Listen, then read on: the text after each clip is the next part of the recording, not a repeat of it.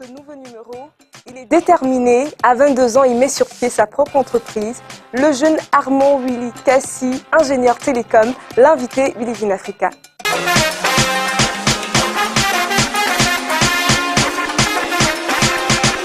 Nous sommes en compagnie de monsieur Armand Willy Kassi. Bienvenue sur Believe in Africa. Merci Ozan. C'est un plaisir de vous avoir. Le plaisir est partagé.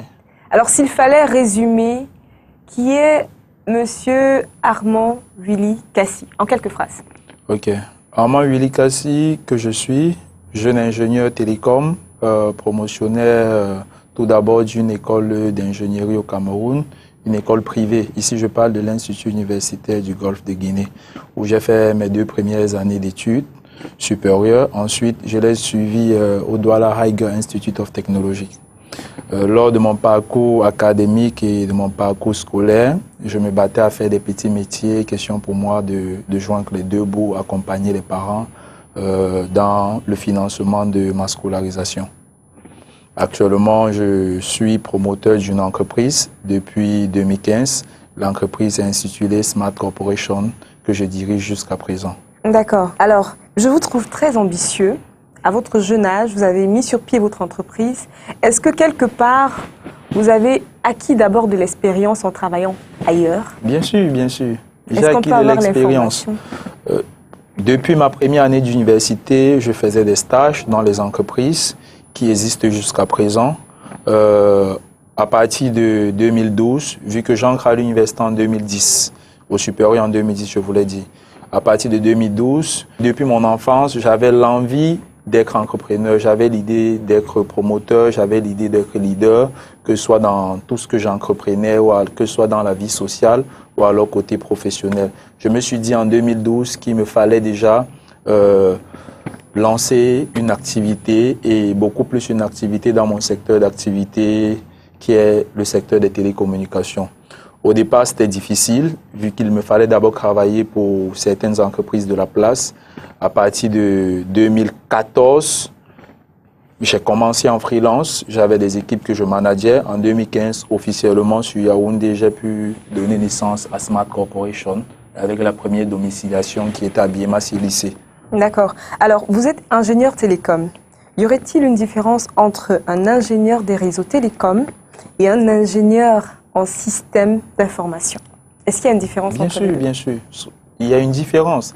Un ingénieur en système d'information est un ingénieur qui est cadré côté système d'information, en d'autres termes, côté management d'information qui navigue dans les réseaux, dans les infrastructures de réseaux et télécommunications.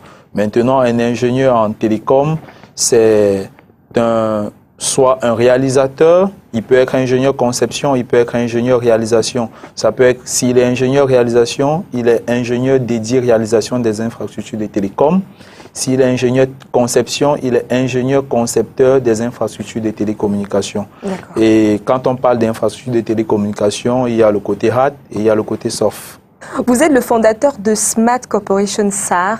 Il y a 4 ans, vous l'avez mis sur pied. C'est une entreprise d'ingénierie télécom. Ça fait donc quoi concrètement? Ok, la question, je m'y attendais. Smart Corporation, depuis sa création, est complètement dédié services de télécommunications. Je m'explique. Les services que nous offrons sont les services d'installation, commissioning, réseau 2G, réseau 3G, réseau 4G. Le réseau 5G également, nous le faisons, mais pour le moment, il n'est vraiment pas encore existant dans le monde entier. C'est vrai que la Corée du Sud l'a déjà lancé. Nous sommes disposés, nous avons les compétences à pouvoir faire cela et nous sommes disposés à faire des formations ou alors des updates en fonction des différents équipementiers qui veulent faire le déploiement de la 5G. Nous faisons également de la transmission faisceau-hertzienne, que ce soit du medium capacity au high capacity. Nous faisons aussi la transmission fibre optique. Nous faisons les études performance du réseau, donc tout ce qui est études performance, drive test, mobilité du réseau, handover et autres. D'accord. Alors, qui sont vos clients? Nos clients sont les équipementiers de télécommunications. Quand je parle d'équipementiers de télécommunications, je parle de toute entreprise qui fabrique les équipements de télécom et qui font le déploiement sur sur le réseau des opérateurs. Nous proposons nos services aux opérateurs via le biais des équipementiers. Alors, donc, vous ne dealez pas directement avec les opérateurs de téléphonie, non? Pour le moment, nous ne dealons pas directement avec les opérateurs. Alors, comment avez-vous réussi à pénétrer et à vous positionner sur le marché quand on sait qu'on a des géants d'ingénierie télécom d'origine française, égyptienne, nigérien? On a par exemple le groupe SNEF, c'est français. On a Liku, Sasa, on a Omniacom, pour ne citer que ces entreprises-là. Comment est-ce que, concrètement, vous avez réussi à vous positionner aujourd'hui sur le marché? D'accord. Smart Corporation, comme son nom l'indique, est une entreprise intelligente.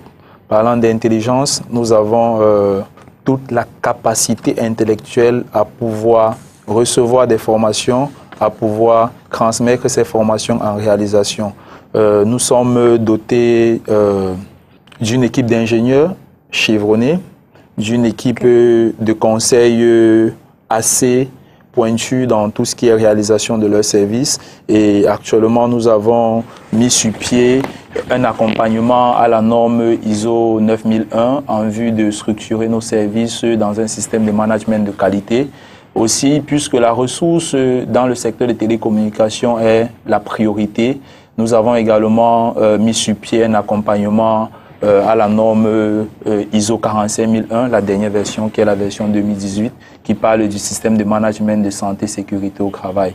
Nos équipes sont assez compétentes, nos équipes sont vraiment productives. S'il faut parler de qualité de service, moi personnellement, je peux noter sur 100, nous sommes à 90. Nous produisons des services dans les délais, des services respectant toutes normes, des services capables aussi de pouvoir produire une très bonne connexion, une très bonne connectivité, un accès au réseau aussi performant pour tout le monde sur l'étendue du territoire national ou alors où que besoin se fait ressentir, nous sommes disponibles. D'accord. Alors, vous qui êtes dans l'écosystème TIC, qu'est-ce qui pourrait expliquer les grosses perturbations de réseau mobile?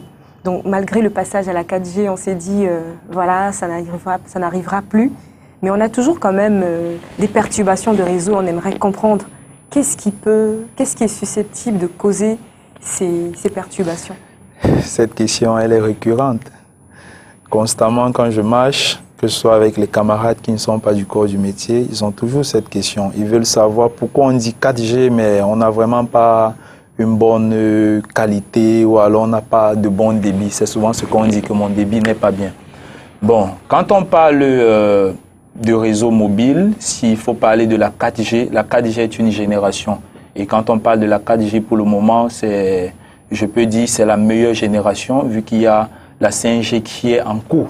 Elle n'est pas complètement close, mais elle est encore en cours. Il y a des équipementiers qui sont encore en pleine étude sur la 5G. Prenons la 4G actuellement comme la dernière génération et la génération idéale. C'est une génération avec une performance réseau assez meilleure. Donc ici, je vais parler d'accès aux données, je vais parler de vitesse de transmission vraiment meilleure. Bon, un équipementier peut avoir sur son réseau RAN, dans le réseau d'accès, les équipements 4G. Mais côté transmission, on n'a vraiment pas une transmission aussi meilleure. On peut avoir des transmissions d'une capacité inférieure qui ne peuvent pas supporter le débit que demande la 4G ou alors le débit maximal que demande la 4G. Forcément, on aura sur nos téléphones portables la 4G, mais on n'aura pas une très bonne connectivité. Ouais, on n'aura pas une très bonne connectivité. Vous pouvez également avoir les raisons qui peuvent faire en sorte à ce qu'on n'a pas une bonne 4G. Ça peut être la couverture réseau qui n'est pas meilleure, la saturation. On peut être dans une zone comme le marché central, par exemple. On se retrouve au marché central, on a besoin, d'après tout ce qui a été déployé, peut-être 100 abonnés à la seconde, mais il y a complètement une densité maximale. Il y a près de 200 personnes qui veulent se connecter au même moment. Cela peut créer des petites perturbations, mais au quotidien, les équipementiers, les opérateurs et les entreprises de prestations en ingénierie travaillent pour améliorer ce côté-là. Mais comment justement éviter ou du moins renforcer ce manque, enfin éviter ce manquement? Pour éviter ce manquement, comme je l'ai dit, il faut Non seulement le réseau d'accès doit être 4G, comme je l'ai dit, avec de meilleurs équipements, vu qu'il y a des équipementiers qui ont des équipements 4G vraiment par la pointe, question performance. Bon, hormis cela, côté transmission, il faut avoir un très bon support de transmission. Actuellement, l'idéal en support de transmission, c'est la fibre optique. La fibre optique, c'est la pointe de la technologie côté transmission. Un opérateur qui a côté transmission l'agrément fibre optique et qu'il a déjà déployé cela, et côté réseau d'accès, il a la 4G, je vous garantis que la performance réseau sera à 200% meilleure. Alors, la Cannes 2019 frappe à la porte. On a par exemple Huawei qui compte lancer la 5G. C'est quoi concrètement la valeur ajoutée de la 5G quand on sait déjà que la 4G est super rapide? Valeur ajoutée de la 5G par rapport à la 4G, rapidité d'accès aux données, performance au réseau. Parlant de rapidité d'accès aux données, la 5G est 5 fois plus rapide en débit que la 4G. Je vous le garantis vraiment. Avec la 5G, une image qu'on voulait télécharger en 5 minutes, par exemple, s'il faut rester dans le jargon du profane, on peut facilement le télécharger en 1 minute. Wow. Donc vous comprenez que la rapidité d'accès aux données, c'est ultra rapide. Vraiment ultra rapide. D'accord. On va marquer une pause, le temps pour nous de regarder Africa Rising.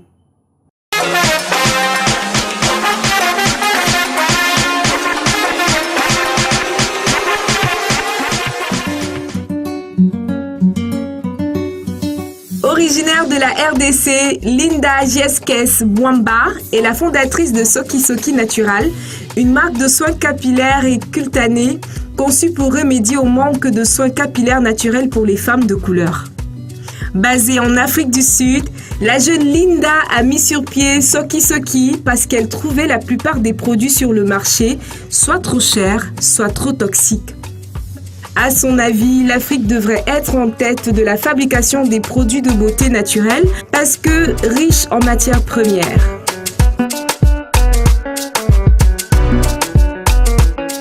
Agribusiness TV met en avant une femme entrepreneur au Bénin, Mfrazi Dassoundou. Elle transforme les produits comme l'ail, la tomate, le gingembre, l'oignon en pâte afin de réduire les pertes post-récolte. À Posmassé, situé à 60 km de Cotonou, Euphrasie a démarré son entreprise avec 30 000 francs en 2013, avec pour objectif participer à la réduction des pertes post-récolte et rendre disponibles les produits dans les ménages béninois au quotidien, initiative encouragée. Mon entreprise a démarré avec 30 000 francs en 2013 où je transformais essentiellement des tomates. Je crois que j'arrivais à transformer 6 ou 8 paniers de tomates par jour. Mais aujourd'hui, notre unité a la possibilité de transformer 1 tonne de tomates par jour. En termes d'entrepreneuriat, les débuts sont toujours compliqués. Pas mal d'obstacles. Surtout par exemple pour l'écoulement des produits. Faire accepter le produit aux clients. Les gens ne s'y intéressaient pas vraiment.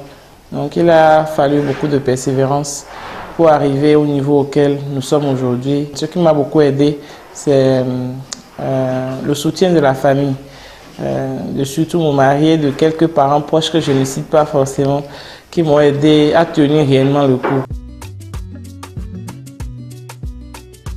Elle est nigériane et zimbabwéenne.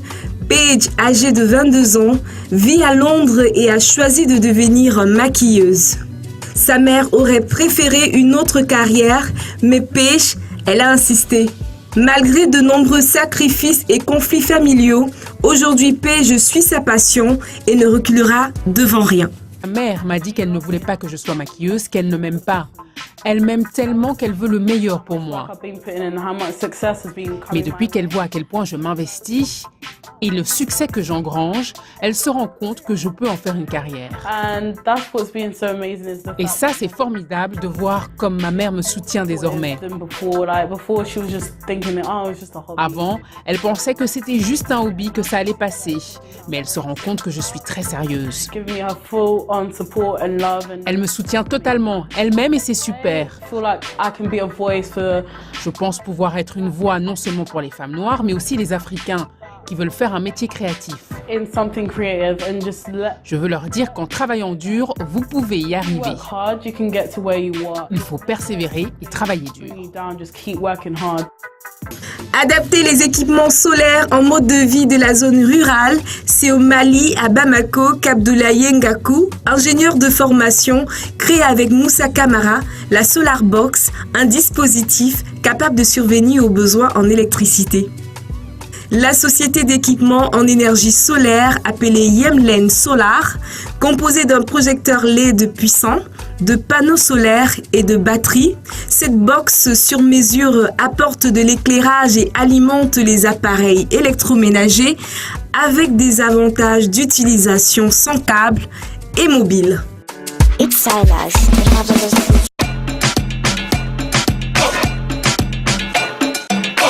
De retour sur ce plateau, que des talents au-delà de l'Afrique, au-delà du Cameroun. Voilà, on est toujours en compagnie de Monsieur Armand Willy Kassi.